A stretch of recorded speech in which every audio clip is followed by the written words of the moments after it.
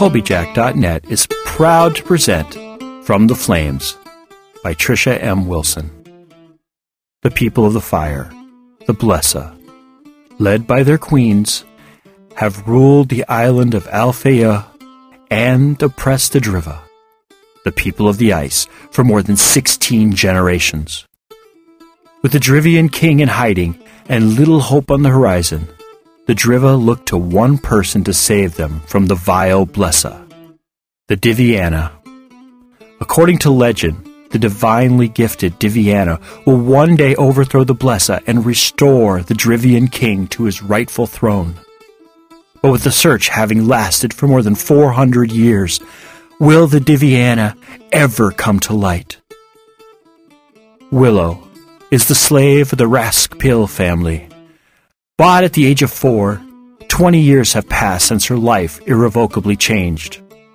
Her existence is no worse than any other slave, but within, Willow wonders if there isn't something more she should be doing with her life other than serving the ungrateful.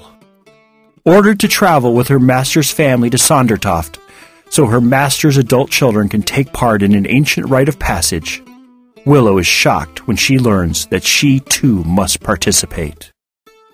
Will she fail, as all before her have? Will she rise to the challenge and become stronger after passing through the flames? Episode 39. Willow sent an ice spear at the man choking Hawk, and after a second he let Hawk go. Once free, Hawk jumped out of the window. "Run!" Willow yelled, urging the others on. Running from the jail, they ran toward the harbor as fast as they could, but Alvis wasn't willing to give up that easy. He sent men after them, chasing them down like wolves after rabbits. Willow heard their pursuers' footfalls and with a glance saw that they were catching up to her. But Willow wasn't going to allow them to capture her again. She sent more icicles at the men, hoping they would delay the men long enough for Willow and her friends to get on their ship. The yells and curses from behind them, followed by the lack of further pursuit, gave Willow and her friends the time they needed to reach the safety of the Far Ulf. The second Hawk jumped on board, he yelled, "Set sail, now!" Willow, the last of the three to board, helped Loffen drag the gangplank onto the ship, denying their pursuers easy access to the Far Ulf's deck. As the ship made its way out to sea, Willow went to Sigurd, who was leaning heavily against a barrel. As she got closer, his battered face came into sharp relief, and she heard his harsh and strained breathing. Her heart broke a little at the signs of his pain. "Come on, Sig. You need to get cleaned up and rest," Willow said, trying to help him to his feet. Sigurd resisted her help, twisting away from her helping hands. I'm fine. Nothing a few days won't cure." "You aren't fine," Willow protested. "Your face looks like it was used as a punching bag, and you're still holding your ribs. Are they broken?" "No," he said defensively. Seeing her look of disbelief, he admitted, "They might be bruised and one might be cracked, but they're not broken." "And how would you know the difference? Are you a doctor?" Sigurd heaved a great sigh. "When I was younger, I broke a few ribs. It hurt in a different way than this does. Okay?" "No, it's not okay. You're going to rest in the cabin while I get you an ice pack, and you're not leaving that room until at least tomorrow," she ordered, pulling him to his feet and helping him into the captain's cabin. "If I'm here, where are you going to sleep tonight?" Sigurd asked as they entered the cabin. "I'll sleep below decks with Hawk and the crew," Willow said, settling him onto the bed. "You could stay here with me," he suggested. "The bed's plenty big." "No," Willow said firmly. "As tempting of an offer as it is, I'll pass. I'll be right back with that ice pack. Don't get off the bed." "Yes, my love," Sigurd cooed. "Your wish is my command." Willow was barely able to resist rolling her eyes as she left the room in search of towels. When she finally found them after some hunting, she created an icicle out of thin air and wrapped it up. "Making ice for Loverboy, I see," Val said. Yes, I am. He was hurt because of me. He got hurt because of the Queen's thugs, Val countered. No, I knew what they'd do to him when I didn't tell Alvis what he wanted to know. I knew they'd tried to use Hawk and Sigurd to get to me, and I still made the decision to not cooperate with them. So in effect, he became hurt because of my actions. I heard Alvis and the leader of those thugs that got the best of you talking before you came to the room. He told Quaddick that even if you cooperated and told him everything he wanted to know, he would still beat up one of them, just to make sure you were telling the truth. So nothing I could have done would have stopped it? Willow asked. No, but that doesn't mean you shouldn't talk to Loverboy about what happened in that room. They only brought me in towards the end, but there was a funny vibe circling the room when I did get there. Something happened, something I can't put my finger on. Ask him what happened. I will, Willow thought as she put her hand on the cabin latch. She was about to open the cabin door when someone called out her name. Turning, she saw Hawk jogging towards her. How is he? He's beat up, but with a few days' rest he should be fine, she responded. I was just about to ask him what happened while they hurt him. Care to join me? Yes, the crew should be fine without me for a while. Entering the room, they saw Sigurd sprawled on the bed with his eyes closed. Not bothering to open his eyes to see who had entered, he said, My love, come to me and kiss away the pain. Opportunist, Val grumbled.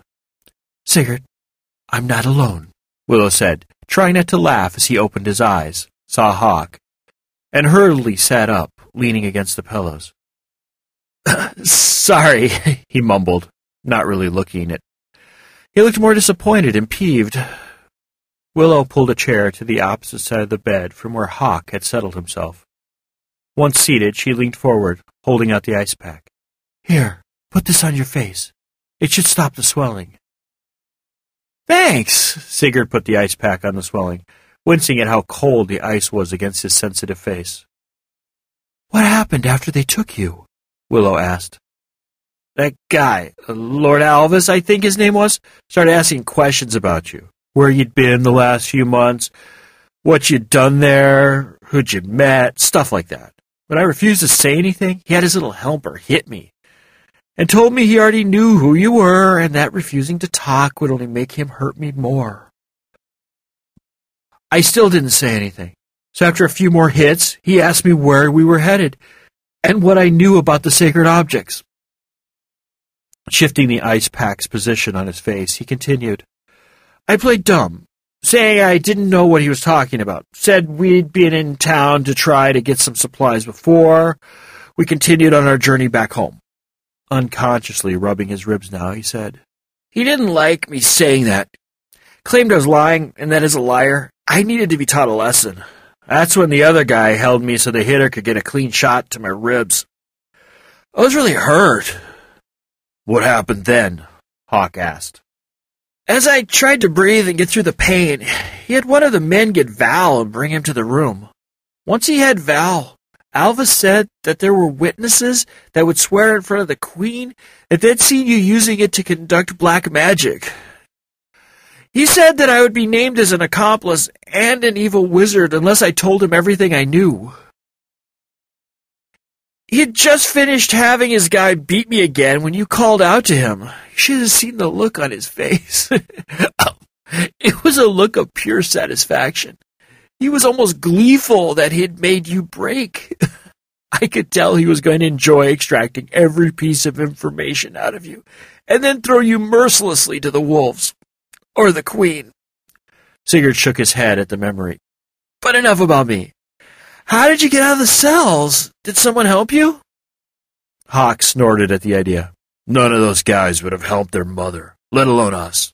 Willow created an ice key and used it to unlock the cells. You use magic without Val? Sigurd said, looking surprised. I thought you couldn't. There's a lot of things you don't know, Sonny, Val said. She can do a lot without me, but she keeps me around because I'm charming, a great conversationalist, and handsome. Stifling a laugh, Willow said, I didn't think I could either, but I did. If we'd been in battle, however, I don't think I would have been able to do much without him. But creating one key didn't take too much of an effort. Good to know the next time we're in a situation like that, Sigurd said, leaning more heavily into the pillows. With luck, we'll never be in such a situation again, Hawk said. We were only in one today because we became too complacent. The uneventfulness of our journey to Nightcar gave us a false sense of security. From now on, we have to be on guard at all times. You keep saying that, but you never follow it. What's it going to take for you to stay alert for threats? Someone dying? Val taunted. You're right, Willow said. If we'd had even a few minutes more notice of what was happening, and if I'd been less nice, we could have taken them by surprise and gotten away. You did have notice. I did say that something didn't feel right. You're the one who didn't listen to your wise companion, Val said. Next time, we'll do better, Sigurd vowed, the ice pack slipping from his hand to the floor. Picking it up and handing it back to him, she said, Right now, you need to rest. Tomorrow we'll figure out what our next task will be and how to complete it. Feel better. I'd feel much better if I had someone stay with me tonight, Sigurd said with a longing look at Willow. Moving to the door, she teased. If you're so lonely, I bet Hawk wouldn't mind staying with you. Sigurd growled slightly and said, That's not what I meant, and you know it. Happy resting, Willow said impishly before slipping out the door.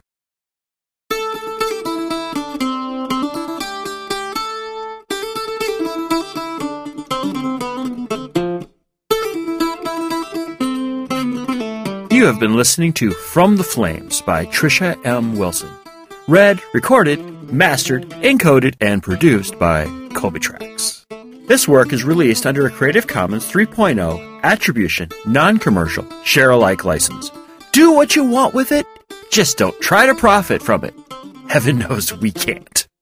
If you have any questions, comments, or rants you wish to share with us, we can be reached at Colbyjack at Colbyjack.net.